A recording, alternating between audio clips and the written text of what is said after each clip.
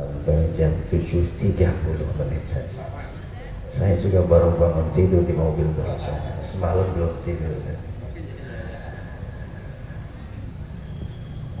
Ada satu hal yang menarik untuk kita renungkan, kemudian kita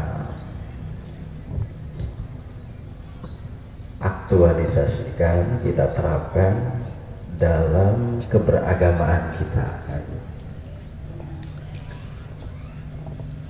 Salah satu wajah Islam yang perlu kita sempurnakan dalam bersosialisasi, bermasyarakat, berkolaborasi dengan saudara-saudara kita di tempat lain adalah keramahan, kehumanisan agama, sehingga Islam itu benar-benar terasa sebagai rahmatan lil alamin, lebih membumi, lebih memasyarakat, lebih dekat. Islam yang selama ini diajarkan oleh Nabi Sallallahu Alaihi Wasallam dan sebagaimana diperintahkan Al-Quran, yang memang seharusnya menjadi sesuatu yang menyenangkan, istilah di kita menggembirakan, itu benar-benar terwujud. Saya tertarik dengan satu hadis Nabi Sallallahu Alaihi Wasallam. Hadis ini sebenarnya sederhana, barangkali sebagian menganggapnya enteng, tetapi penting untuk digarisbawahi. Kita berbicara secara umum dulu, nanti kita bicara lebih menukik khusus stressingnya untuk kita saja. Kita tidak sedang ngomongin orang, tapi kita sedang ngomongin dan mengkritisi diri sendiri. Jamaah sekalian, Nabi Sallallahu Alaihi Wasallam bersabda, "Ala ukhbirukum biman tahrumu alaihin nar." Maukah aku ceritakan, aku kabarkan kepada kalian tentang sesiapa orang yang Allah haramkan dirinya masuk neraka? Maukah aku ceritakan kepada kalian tentang seseorang yang Allah haramkan kepadanya api neraka? Ini hadis-hadis macam gini biasanya sering kita dengar ketika Ramadan. Mensom Ramadan, menqom Ramadan, dan nanti ujung-ujungnya apa? Itqun minan nar. Allah bebaskan dari api neraka. Tapi ini konteksnya agak beda. Kata para sahabat, "Bala ya Rasulullah." Tentu saja ya Rasulullah. Kata Nabi, yang pertama adalah kullu hayyin. Setiap orang yang hayyin. Ibu, halo? Paham hayyin? Hayyin apa hayyin? Wa ibadur rahmanil ladina yanshuna 'alal ardi haunan. Haun bermakna hayyin. Lebih familiar di kita tawadhu. Napa? Tawadhu. Napa? Tawadhu. Tawadhu sing bener kan. Tawadhu itu salah santri dua. Tawadhu anda pasor, rendah hati. Yang kedua, tawadhu itu tahu warna duit katanya gitu. Tawadhu rendah hati, tidak sombong, tidak songong, jauh dari sok. Itulah pribadi yang diharapkan, yang dirindukan oleh Rasulullah SAW. Hayyin, orang yang rendah hati itu akan terlihat dari semua halnya, gerak-geriknya, gestur tubuhnya, dan lain sebagainya. Cara dia berucap, cara dia berkata, cara dia memandang, cara dia memperhatikan sesuatu, terlihat benar. Orang yang menundukkan hati itu akan tertunduk semuanya, jauh dari apa yang diingatkan oleh Allah Ta'ala di dalam Al-Quran tentang sifat-sifat orang yang jauh dari rahmat Allah. Salah satunya adalah mereka-mereka yang ketika berjalan di atas bumi itu mendongakkan kepalanya. Mendongakkan kepala adalah ekspresi dari ketinggian hati, ketinggian rasa, sehingga dia terekspresikan, tergambarkan dengan kesombongan yang nyata dalam bersikap terhadap orang lain. Jamaah sekalian, penting untuk kita renungkan seberapa tawadhu kita di hadapan Allah, seberapa tawadhu kita di hadapan manusia. Kadang status sosial itu mempengaruhi hati orang. Banyaknya pangkat yang mengikuti nama, adanya pangkat sosial yang sebelum nama, haji, kiai, kiai haji, ustadz, ajengan, gitu ya. Apa lagi?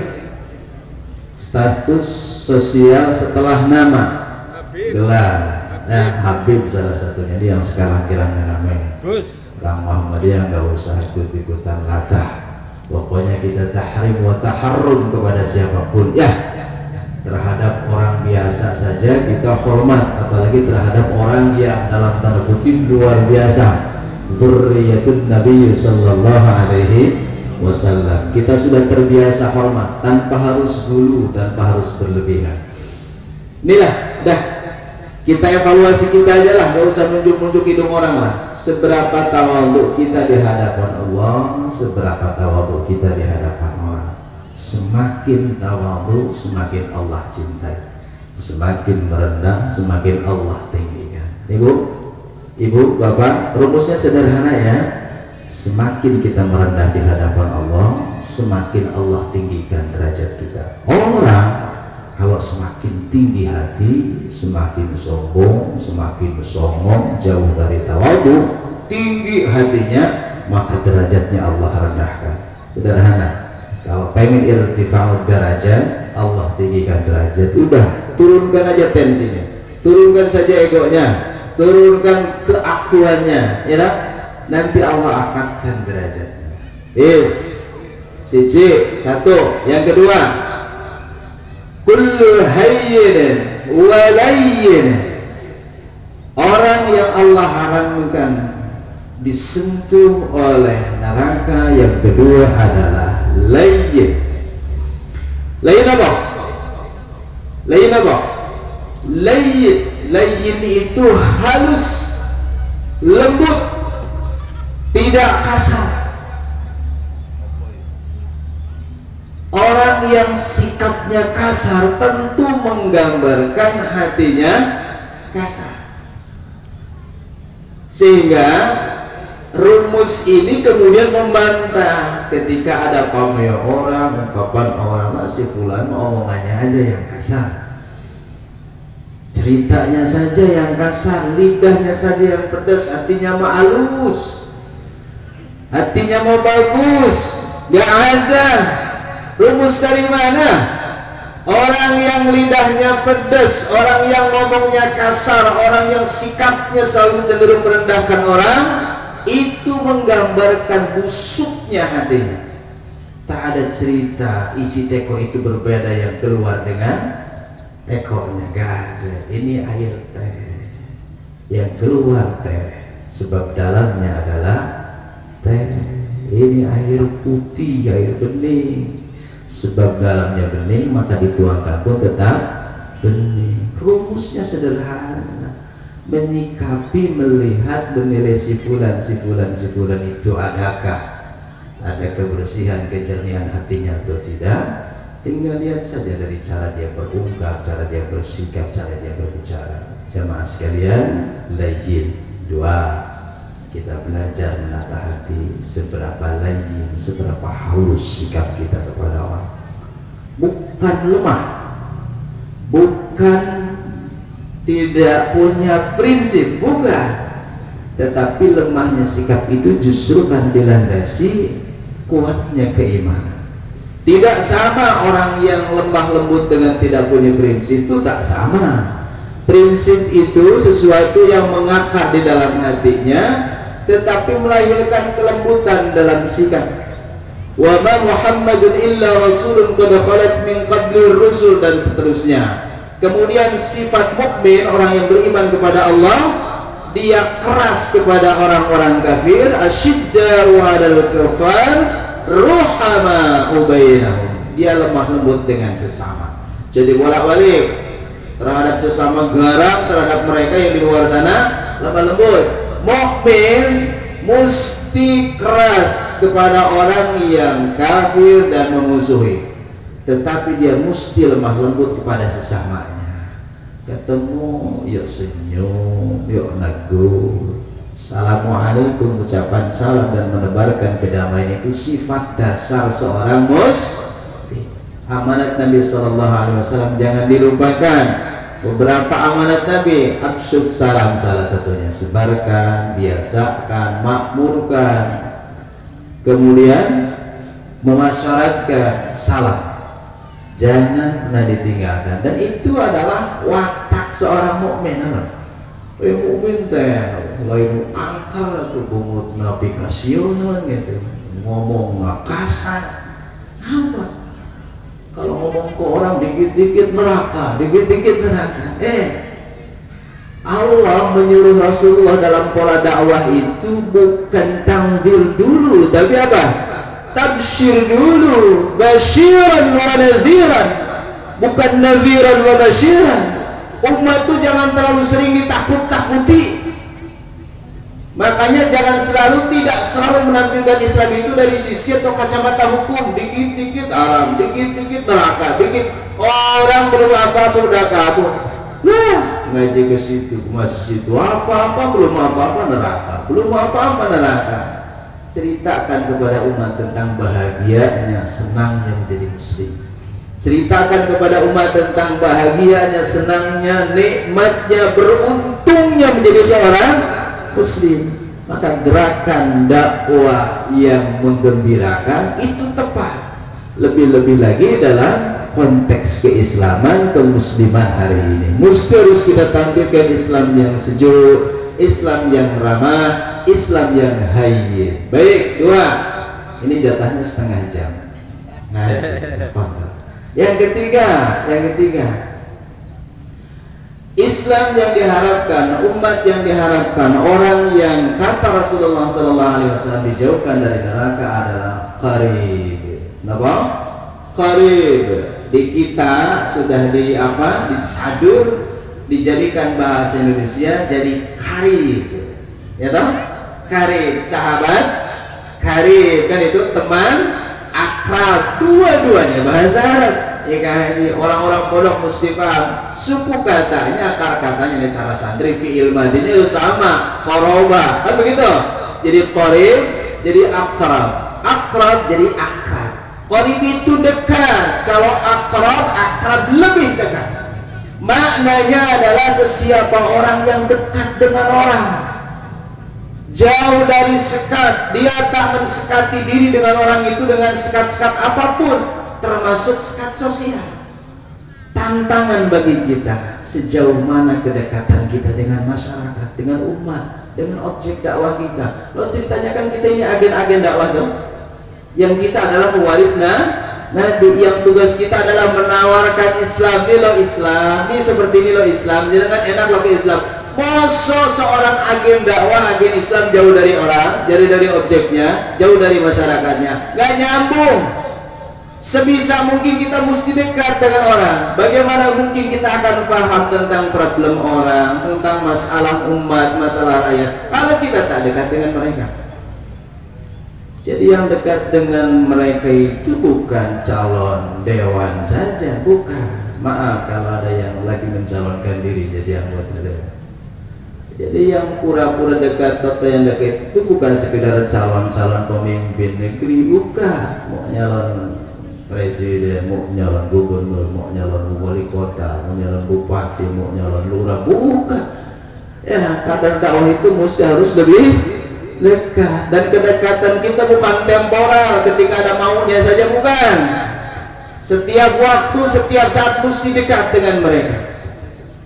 Bukan saja ini menjadi wasilah, syarat dalam dakwah, tetapi ternyata orang yang dekat dengan umat, dengan masyarakat, dengan saudaranya, dengan sesama manusia, dialah orang yang dijauhkan oleh Allah Ta'ala dari neraka. Mesti dekat. status sosial apapun, pangkat apapun, jabatan apapun, titel apapun, sebutan apapun di masyarakat, tak boleh menghalangi kita untuk berdekatan dengan mereka. Rangkul, dekati, tawarkan kepada mereka Islam yang mudah, Islam yang ramah. Kata Nabi sallallahu alaihi wasallam, yassiru wa la tu'assiru. Mudahkan mereka, jangan kau persulit. Saya kalau ditanya agama terus terang, Ustaz, jadi saya termasuk orang yang gampangan ya. Pak Ustaz, kalau wudunya kayak gini sih sah. Saya sholatnya baru bisa bismillah, wudhu sah nggak? Sah. Besoknya ada datang nanti baru bisa 2 ayat Fatihah, alhamdulillahirabbil alamin plus bismillah, sah nggak? Sah. Itu boleh nggak sholat kayak gitu? Boleh. Jenengan nggak bisa apapun, nggak apa-apa. Syarat datang ke masjid bermakmum. Dah niatkan dalam hati, Rob, saya pengen sholat, ya Allah saya pengen sholat duhur. Kalau tak tahu namanya nggak apa-apa, bilang dalam hati, ya Allah saya ingin sholat lillahi ta'ala, ngikutin si itu tuh imamnya tuh, gitu. Dah, yassiru wa la tu'assiru, mudahkan yang kau persulit. Basyiru wa la tunafiru, buat mereka senang, jangan buat mereka kabur. Ini kadang sebagian tempat masjid kita ini angker, masjid kita ini menyeramkan, dan itu khotibnya lebih menyeramkan lagi. Dan itu kalau ceramah mubalik dainya lebih menyeramkan lagi. Tak ada cerita hari-harinya itu kecuali cerita neraka. Umat mau mendekat gimana? Tampilkan wajah yang lebih enak dilihat, yang lebih humanis. Karib, dekati mereka. Ayo bareng-bareng jamaah sekalian. Saudara kita di luar sana ada yang sangat dekat dengan mereka. Kita pun harus belajar dekat dengan mereka. 3, dah. Yang keempat, sahil, jiwa yang mempermudah orang. Permudah. Ketika kita bisa membuat orang senang dengan ringannya, dengan mudahnya, dengan nikmatnya berislam, beragama, berikan kepada mereka. Jangan dibiasakan Islam ini dibawa seolah-olah sulit, berat, begitu ya. Coba sekarang, orang kalau kita tanya secara umum, Islam itu seperti apa?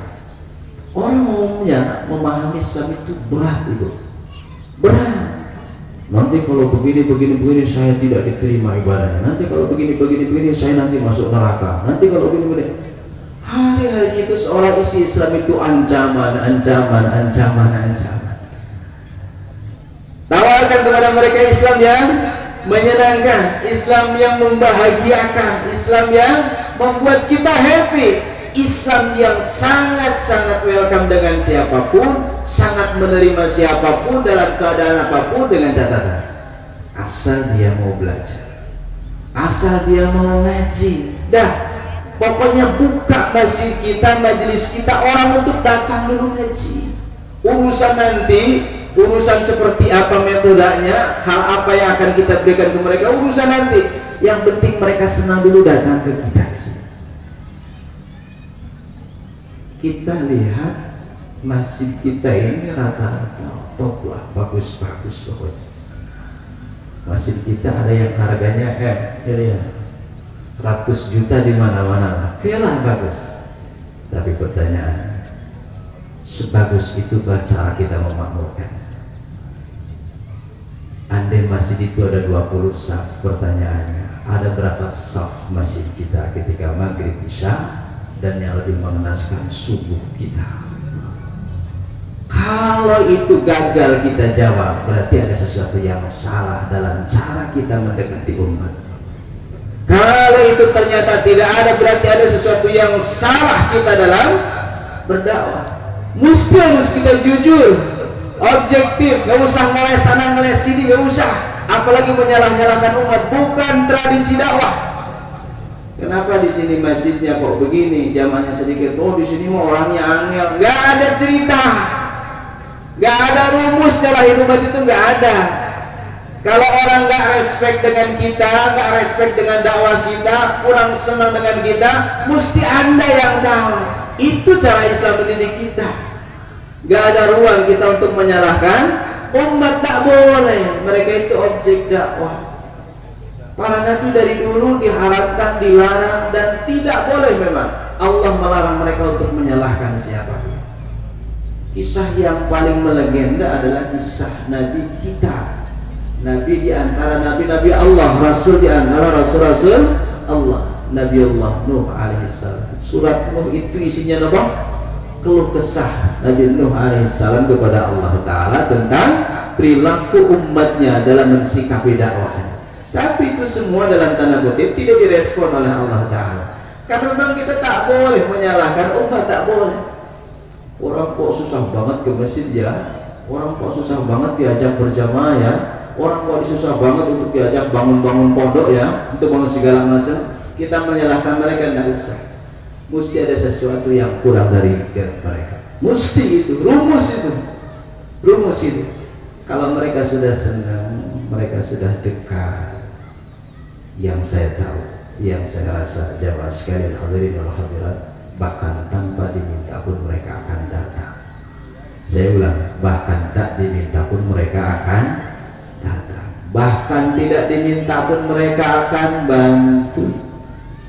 Bahkan tanpa harus diintimidasi, diancam dengan ayat, dengan bahasa agama pun mereka akan datang. Senang. Bahkan bisa jadi mereka belum dekat dengan agama, tetapi kedekatan personal pribadi antara kita dengan mereka, itulah yang membuat mereka ingin sekali dekat dengan kita. Mereka merasa nyaman sekali dekat dengan kita. Walhasil dakwah kita akan dibantu, didorong oleh mereka sekalian. Jamaah sekalian, 4 modal menjadi umat Rasulullah SAW yang bukan sekedar sukses di dunia, tetapi juga nanti sukses di akhirat. Yang pertama tadi apa? Hayy, musti tawadu, rendah hati, sikapnya enak, memanusiakan manusia. Itu. Yang kedua, layyin, musti lemah lembut, ajak orang itu dengan halus. Ayo di sini mari. Saya kalau di atas itu selalu menggambarkan pola dakwah yang sederhana, Bapak. Kitab saya itu kadang nggak kepake. Ternyata yang kepake itu kitabnya hitam, rasanya pahit. Cukup pakai air panas tambah gula dikit, ya namanya gula kopi. Itu lebih mujarab ternyata kita bagi mereka. Orang awam, mohon maaf, orang kampung, orang desa diajak ngomong serius susah. Lihat podium itu angker, lihat mimbar masjid itu menakutkan. Ternyata bagi mereka lebih nyambung dikasih saung-saungan, kita ngobrol ngalor ngidul, kitabnya di situ ada, kitab kopi itu tadi udah nyambung langsung. Begitu ada hujan gede, tempat kita kelongsoran, kan gitu. Mereka sudah sibuk duluan sebelum kita pun cerita ke mereka tentang minta bantuan. Begitulah. Setiap kita akan bangun ini bangun itu, kita butuh tenaga. Bahkan mereka pun tak usah diminta, mesti mereka datang dengan sendirinya, dengan senang hati, dengan senang hati. Layyin. Yang ketiga, qarib, mesti dekat. Yang keempat, sahih, mesti kita menjadi agen solutif, memberikan kemudahan, memberikan solusi kepada mereka. Ala kulli hal, keempat hal ini sejatinya kalau kita rangkum akan kembali bermuara kepada ayat yang tadi kita bersama-sama. Wa ma arsalnaka illa rahmatan lil alamin. Rahmat itu bisa diterjemahkan dengan 4 perkara tadi.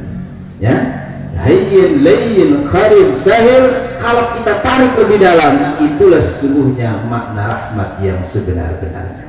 Dan bukankah itu hakikat diutusnya Nabi Shallallahu Alaihi Wasallam? Dan bukankah itu pula hakikat ajaran Islam yang sebenar-benarnya? Dan mudah jadi modal pemikiran untuk kita semuanya. Mari kita refleksikan, kita muhasabahi, kita evaluasi cara dakwah kita di masyarakat. Sebenarnya sudah seberapa manfaat keberadaan kita, jamaiyah kita, amal usaha kita di tengah-tengah mereka. Lebih dekat lagi, lebih memudahkan lagi, lebih lembut lagi, lebih menawarkan sesuatu yang lebih humanis, yang lebih enak untuk didengar, dirasa oleh banyak orang. Dan mudah Allah Ta'ala senantiasa membimbing kita sekalian. Jamaah kita semakin diberkahi oleh Allah Ta'ala, jamaah kita semakin diberkahi oleh Allah Ta'ala, amal usaha kita semakin diberkahi oleh Allah Ta'ala. Rabb, sembuhkan yang sakit, mudahkan yang susah, berikan kebaikan kepada mereka yang berharap, ijabahi setiap doa yang dimintakan kepada Engkau ya Rabbal Alamin. Itu saja barangkali Kak Haji. Mohon maaf saya juga sisa-sisa ngantuk, sisa tenaga. Mudah-mudahan ada manfaatnya. Kurang lebihnya mohon maaf. Subhanallah wa bihamdihi maula wa nasib. Aku qouli hadza astaghfirullahal azim li wa lakum. Wassalamualaikum warahmatullahi wabarakatuh.